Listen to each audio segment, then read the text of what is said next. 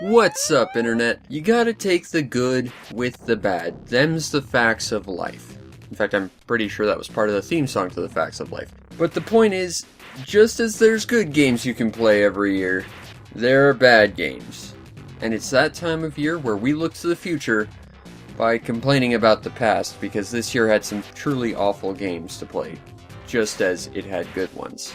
So here we are with the top 10 poop games of 2017. The absolute biggest piles of shit I had to play this year. So you should take this as a warning not to go near these things with an open flame, because it may cause a giant explosion that will melt your face off with sheer terribleness. Before we get into the list proper, we of course have to do some honorable mentions, so anti-shoutouts go out to Agents of Mayhem, a giant beautiful open world with absolutely nothing to do in it, as well as the 3 games I bought alongside my import PS2, which was broken out of the box. The games themselves might actually be fine, I wouldn't know, I never got a chance to play them. And I'm really angry about that because, damn it, that was not a cheap purchase, was not able to get a refund, and I can't even play my damn games. Yeah, I'm not going to be over this for a while, at least until I get a proper import PS2. Anyway, let's get past my bitterness, well, at least a little bit, by kicking it off with number 10, the Nintendo Switch. Like, just blanket all of it. Okay, this is the system's whole first year, so I really probably shouldn't be all that critical about it, but I'm gonna be anyway. Essentially, I bought this thing along with pretty much all the major releases for it, and I am largely unimpressed. To further add insult to injury, I bought them all with a fairly sizable discount once you figure out how much each thing cost individually. But the point is, while it may be early in this console's life, there is absolutely no reason you should own it. I mean, let's just go over the games real quick. Okay, off the top of my head, there's Bomberman R. That's basically Bomberman. It's hard to screw up, but it's not all that special. Splatoon 2, maybe it would have been better if the person I bought to play it with would actually show up and play with me, but I'm not bitter about that at all. It's okay, I guess. Breath of the Wild, that's a Wii U game. You could get it on there cheaper, I'm sure. Mario Kart, again, Wii U game. Just get it on there. You don't have to spend an additional, like, $400 on a new system. Mario Odyssey, yeah, it's okay, but that's just the thing. It's okay. It's alright. It's fine. It's passable. It's decent. But that's the giant red flag in all this. Like, this is Mario, and this is Nintendo trying to sell you a whole new console. They're trying to convince you to spend a huge sum of money on a new piece of equipment that you don't really need, especially considering you've got a Wii U, maybe. If you're sensible, you probably don't either, but the point is, they're trying to convince you to make this huge purchase with all these games, but none of them are really all that amazing. Like, especially for Mario, they should be pushing this character to the max, creating the biggest, best game ever, and they're just making really lukewarm titles as it stands. And yeah, you could go back and argue that, again, it's the console's whole first year, you shouldn't worry about it this early, but then I would point out, well, the same could have been said about the Wii U at one point, except that's no longer supported, and that thing had all of 3 titles worth owning on it. So far, the Nintendo Switch has just sort of reaffirmed my belief that Nintendo has basically been coasting since the GameCube. And I'm worried they're going down the whole Sega path of let's release a new expensive piece of hardware, make sure people buy it, and then not support it. And genuinely right now, from where I'm standing, it feels like they're more interested in pushing those stupid little Amiibo statuettes with their games than actually working on crafting a huge, important gaming experience that's supposed to make you want this thing. So far, I don't think there's a killer app on this. I don't think there's anything that's really all that grabbing about the Switch in general. The only thing that might save it right now is Xenoblade, and honestly, I haven't had enough time to play it. I literally picked it up just before I had to do end-of-year stuff, so I haven't had the time, other than just playing the prologue, but so far, they took out the mechs. And I can't say it was better than Xenoblade Cross if you don't keep the mechs. Hopefully Nintendo can get their act together, and I can stop worrying so much about this, at least at one point, gaming giant. But let's move on with number 9, Lagoon, on the Super Nintendo. damn it, Lagoon, you do basically everything wrong. And yet I can't help but have this giant grin on my face. Seriously, this game is just well and truly awful. And yet, I kinda like it. I mean, seriously, it is the adventure of going out and trying to clear up the cleanest looking muddy water ever. Yep, that's your grand world-saving quest right there. Some water is a little dirty looking, I guess, except it's not. And really, this game is a giant exercise of incompetence. You have to go buy weapons at an armor shop.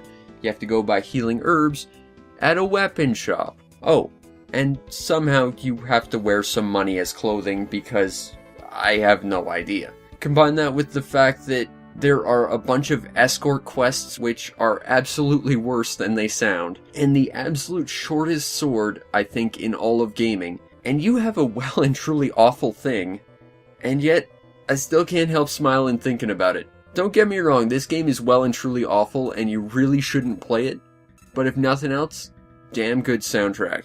And who knows, I quite like this game, maybe I'll do a playthrough of it sometime. But, let's wipe this smile off my face, and move on to number 8, Gundam vs. Okay, I'm just gonna warn you right now, if you don't want to sit through me bitching about Gundam for the next 5 minutes, just skip ahead.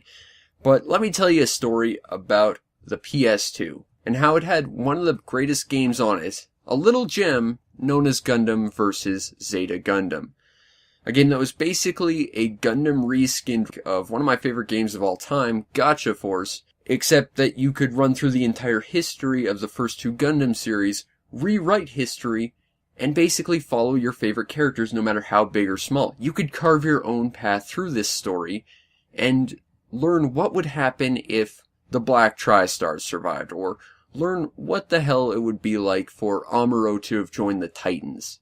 Basically, it was an amazing experience. It had everything you could want, and it just had this giant, massive single-player campaign that, just in its own story mode, you could basically create whatever the hell you wanted out of it. Yeah, this game right here, it's a 2-on-2 online fighting game. Hooray! And I mean that in the genuine sense, like, there is really not a single-player component to this game. I mean, sure, you could set up a arcade-style fight, I guess, and while sure, it has like a pre-programmed arcadey combat route, this game has no story. This game has no real campaign to it. This game is genuinely designed to go back to the arcades where these games really hit it off and bring that online. And, you know, if you're into that, all's well and good, I guess. Go play this game if you want, and you're willing to shell out money for PS Plus. That's a whole other massive thing I could complain about, but genuinely, while this game might still have the mechanics of Gundam vs. Zeta, it has none of the heart, it has none of the charm, it has none of the enjoyment any one independent person could enjoy, because it focuses so much on the 2-on-2 fighting game aspect. And it's not even just that this game is massively inferior to the last real Gundam game to come out since the PS2, but it's massively inferior to that. It's massively inferior to games in its own series that came out more recently. Like on the PS3, there's this game called Gundam vs. Full Boost, and while that had mostly the same issues, that game at least had a campaign of sorts in a sort of like single-player challenge mode, which let you see stuff that otherwise wasn't in the game. And sure, that's not great, but that's at least something. As it stands, this game is basically nothing. Combine that with the fact that literally none of my favorite mobile suits are playable out of the gate. Sure, you can shell out an extra like $10 and get one as DLC, which, no. And sure, one shows up as a support character, and oh hey look, once again, it's our old friend, the Barbatos, the most overrated IBO suit ever. Well, at least they got the Kiramis, I guess, but damn it, bring in the Grimgird, or like the Greys, or anything. Man, this game is just awful, and I think probably the worst thing about it is, going into it, I expected this. This game completely didn't disappoint me because it was everything I expected of it. But the fact is, that doesn't make it good. And the only reason I even bought this in the first place was so that we could get more Gundam games in the future in North America. Because again, like the previous one was on the PS2 of all things. But if they're really just going to turn into this, why bother? Especially considering I can go and get Gundam Breaker 3 in English for basically the same price and have way more fun. Man, Get your act together. Not everyone likes online multiplayer, damn it. Anyway, let's keep going with more PS4 games in number 7, Mass Effect Andromeda. Hey, I've got an idea. Let's continue our well-selling, well-liked, popular series Mass Effect. That's a good idea. Oh, hey, and let's make sure this one follows none of the previously established characters and is mostly comprised of all the parts from the previous games absolutely no one liked. Hooray! Said absolutely no one ever, and yet somehow this game exists. Okay, first of all, the story is not good. I mean, if you didn't like the story to Mass Effect 3, which, you know, wasn't great, at least had some level of continuity, and at least had some recognizable faces, this game really kinda doesn't. I hoped you like scanning planets. No? Well, that's too bad, because you gotta do it in here a lot, and you have to do it on foot, which means it takes even longer just to get to the points where you can scan the planets. Oh, right, and I really hope that you liked driving that stupid truck in Mass Effect 1, because that's 80% of the gameplay here. Hooray! And it controls just as terribly as it always has. Fantastic. Genuinely, even if you're a Mass Effect fan, I'm not sure you can enjoy this game. In fact, if you are a Mass Effect fan, I'd be more inclined to say you're gonna hate this game more than anything, because you know what? I'm a Mass Effect fan. Because I've played through all the Mass Effect games, including Mass Effect 1, with all that stupid truck driving nonsense, and you know what? I couldn't even get past, like, the second planet in this game. Because I was just so sick and tired of all the excess faff this game throws at you without any real sort of payoff. It was just a giant waste of time and money. On the bright side, I guess a lot of people seem to agree because last I checked, there was no plans for a sequel to this thing. Good. Next we have number 6, Forza Horizon 2. Okay. So I picked up Forza Horizon to play with a college buddy of mine, and you know what? We had an absolute blast. It was basically Test Drive Unlimited, but set in the Forza universe, and it had like the perfect blend of semi-realism to arcadey style controls. The only thing we didn't really like about it, honestly, was that literally all the roads were lined with like barriers, so there was really no exploration to this game. Well, this game basically said, you know what? We're getting rid of the barriers. And you know what? I was all like, hooray! Aww. Yeah, they didn't actually get rid of the barriers. They just shoved them back 10 feet so you can't see them. And you shouldn't go and see them because chances are the world is unfinished and it's just straight up ugly. I mean, I don't have any recording of it here, but when I first played this game, I was following around like the barriers, just trying to explore the world as much as this game would let me. And I fell through the world like 10 times. There are holes in the world, there are ugly seams in the world. It's not even just a visual thing, it affects gameplay. And that's just ignoring the fact that it feels like a giant bait and switch in the sense that it feels like they're showing you, hey, look at this amazing giant world, go explore. And not only is there nothing to explore, it's not even an amazing open world. It's just as on rails as before. It's just less upfront about it. Combine that with the fact that the world is genuinely less interesting looking than the first game, and that it seems to have less cars, and that's kind of a shame, and that's coming from someone who knows and cares absolutely not at all about cars. Forza Horizon 2 feels inferior in every respect to Forza Horizon. If you want to get a Forza Horizon game, get the first one. I've heard the third one's pretty good too, I haven't had a chance to play it, but for the sake of all that is good, ignore this one. It is absolutely atrocious. Here we are with number 5, Mega Man. Okay, this one takes some explaining. This isn't your fun little NES Mega Man game. Well, actually it kind of is. It's actually this Mega Man multi-cart I bought literally at this point 2 years ago. It took a year and a half to somehow ship. Thanks for your incredibly shitty postal service there, China. And you know what?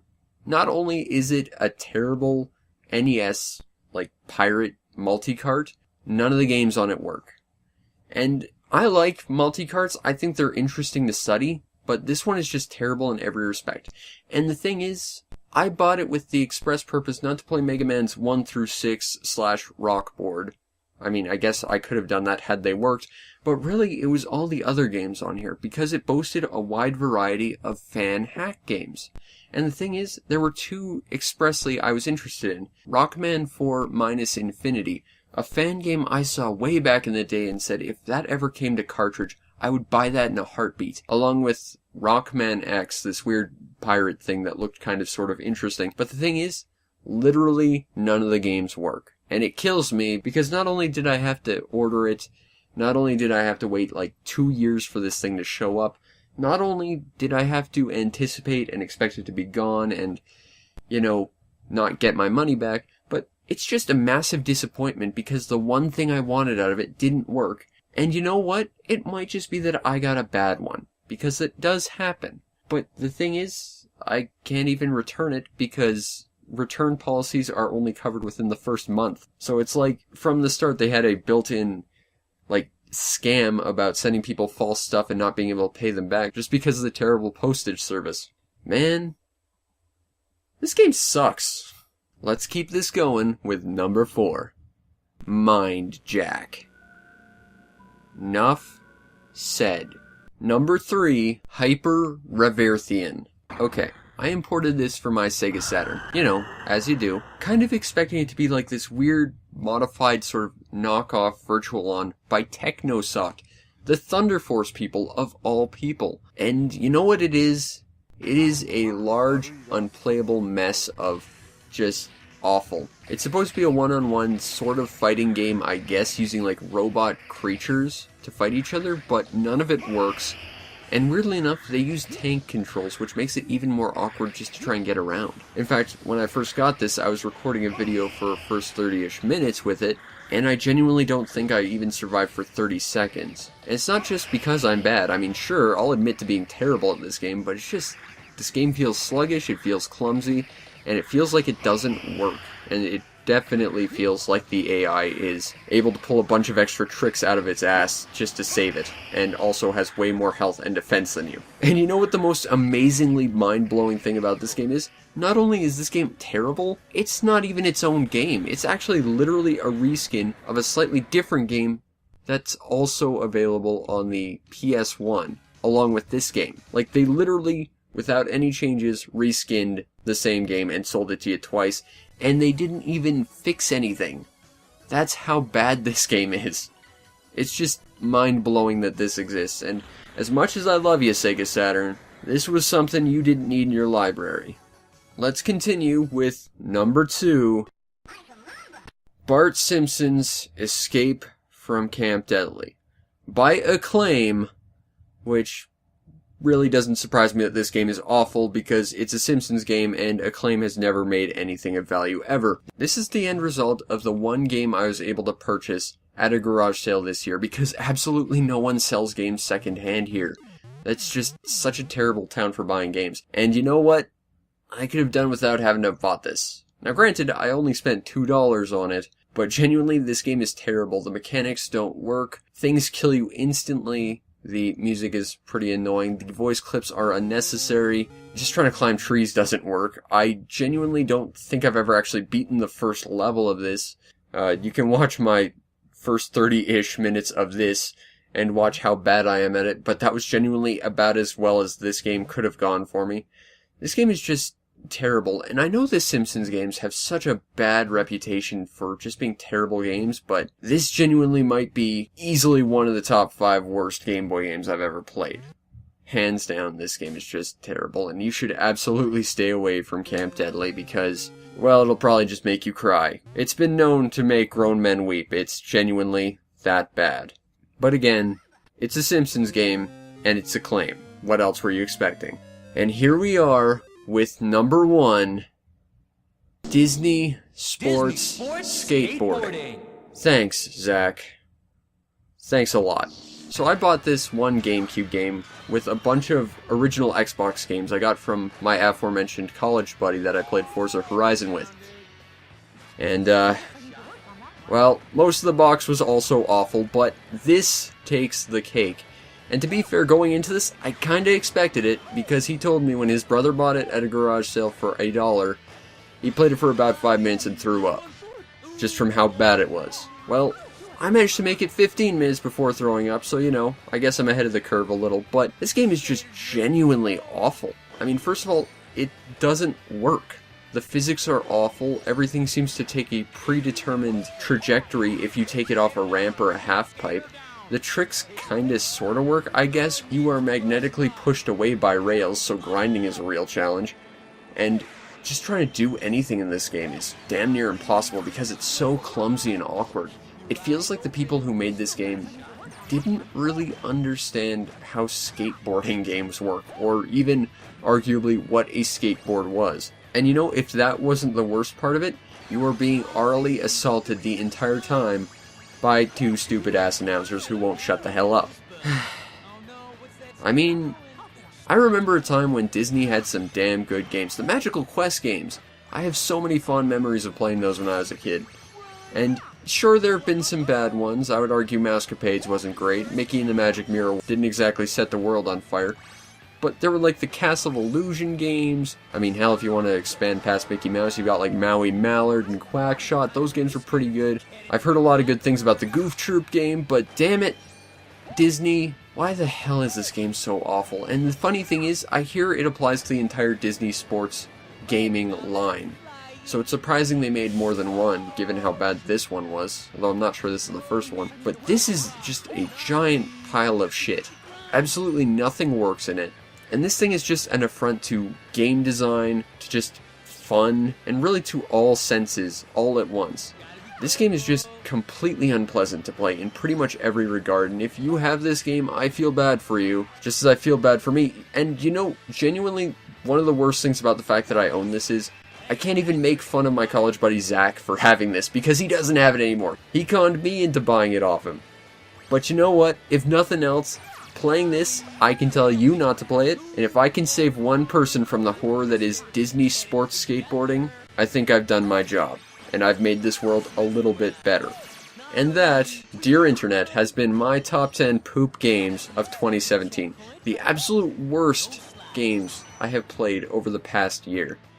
In the many games I've played. But, you know, we're not quite done here. Unfortunately, I'm gonna have to ask you to trudge up some bad memories and tell me what your worst games of the year were. Down in the comments section, so I know that I should probably avoid them in the next year, but probably have to pick them up anyway just to tell you not to play them. But anyway, these are the biggest piles of shit of 2017, and hopefully you've got the good sense not to play them.